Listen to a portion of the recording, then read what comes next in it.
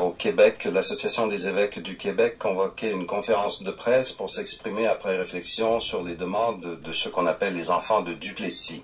Pour simplifier, réponse non. Non à deux comptes, non aux excuses pour les enfants et les traitements qu'ils auraient subis au cours des années 50 et non à d'éventuelles compensations pour ces traitements.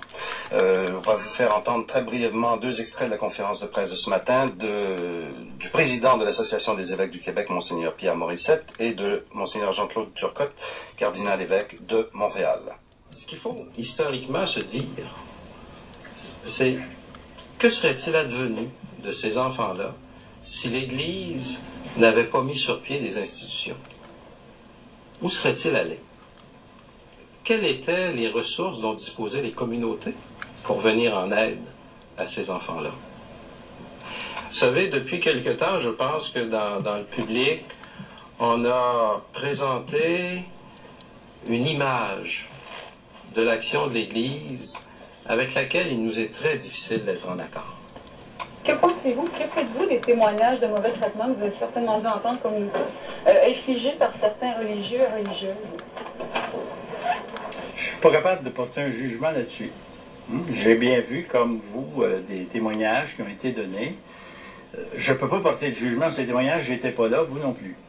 Tout ce que je sais, c'est que c'est des choses énormes qui sont énoncées. Et le seul moyen de clarifier s'il y a vraiment un cas ou pas, dans une société civilisée, je pense qu'on a un processus judiciaire. Alors, c'est le seul moyen que je verrais pour dirimer ça.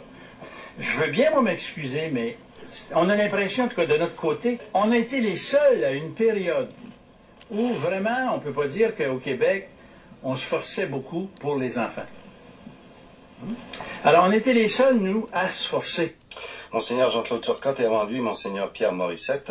Pour réagir un peu à cette annonce d'aujourd'hui, notre invitée, Mme Micheline Dumont, est historienne, a enseigné à l'Université de Sherbrooke. Madame Dumont, bonsoir. Bonsoir. Donc, l'Église du Québec ne s'avance pas jusqu'à offrir des excuses. Est-ce que ça, c'est une chose qui vous étonne? Non, ça ne m'étonne pas parce que je pense que dans la circonstance actuelle, les excuses que l'on demande sont assorties de compensations monétaires. Donc, s'excuser, ça ouvrait la porte à autre chose. Ça ouvrait la porte à autre chose et à beaucoup d'autres choses. Parce que, comme je pense Monseigneur Morissette l'a dit, dans ce cas-là, on prend les critères des situations actuelles pour les appliquer à des situations fort anciennes, c'est-à-dire celles des années 40 et des années 50. Alors, il est vrai que c'est tout à fait vrai que si l'Église n'avait pas été là avec ses institutions pour s'occuper des enfants, on ne sait pas qui s'en serait occupé. Et je pense bien qu'il y a deux ingrédients majeurs à cette affaire-là, c'est que le gouvernement refusait systématiquement d'investir les sommes qui auraient été nécessaires à l'établissement d'un autre type d'institution. Donc c'est à cause de circonstances particulières et non pas sur une question de principe que l'Église refuse de s'excuser, parce qu'il y a eu des cas récents dans l'histoire de l'Église, pas forcément canadienne, où il y a eu des excuses publiques au nom d'une communauté. Disons que l'Église s'est excusée pour des questions un peu plus théoriques, comme par exemple, elle s'est excusée pour la condamnation de Galilée, elle s'est excusée pour l'Inquisition. Son rôle auprès des Juifs de France aussi. Oui, c'est ça. Et l'Église du Québec s'est excusée de s'être opposée au vote des femmes. Mais ces excuses-là, elles étaient théoriques, parce que finalement... Galilée s'engage plus à grand-chose, c'est ça. C'est ça. Et puis les gens qui avaient été lésés n'étaient plus là. Là, on est en face d'une situation complètement différente. Les enfants du Plessis, ils sont là. Ce ne sont plus des enfants, ce sont des gens qui sont dans la cinquantaine. Ce sont des gens qui ont été abîmés par la vie. Mais il faut le dire, ils ne sont pas les seuls. Et je pense à ce qui est arrivé avec le gouvernement Bouchard. Le gouvernement s'est excusé, a offert des compensations monétaires et on a bien vu que la réaction des enfants de Duplessis a été de dire nous acceptons les excuses et nous trouvons que les compensations monétaires sont très, très, très insuffisantes. Alors, je pense que dans cette situation-là, il faut bien voir que c'est un problème de société. L'Église était là, l'État était là, et à mon avis, c'est lui le principal responsable. Et on ne doit pas oublier les familles, ces enfants, qu'on le veuille ou non, avaient des pères et des mères qui se sont déchargés de leurs responsabilités. Et le seul espoir, peut-être, pour certains individus, ce sera les recours auxquels Monseigneur Turcotte faisait allusion tout à l'heure, là, devant des tribunaux pour des cas précis.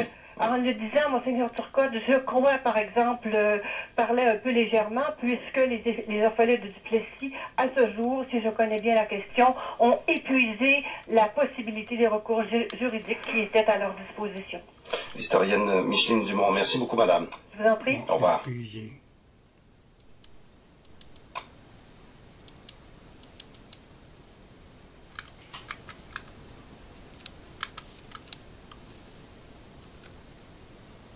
Sur Séguin. Ça, c'est tous des orphelins. Michel Bélanger. Avec Nestor, là, ici, là. Nestor est encore là.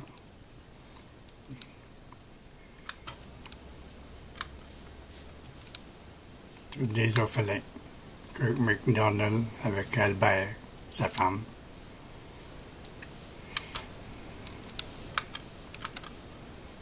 C'est notre ami, comment il s'appelle, Lucien Landry.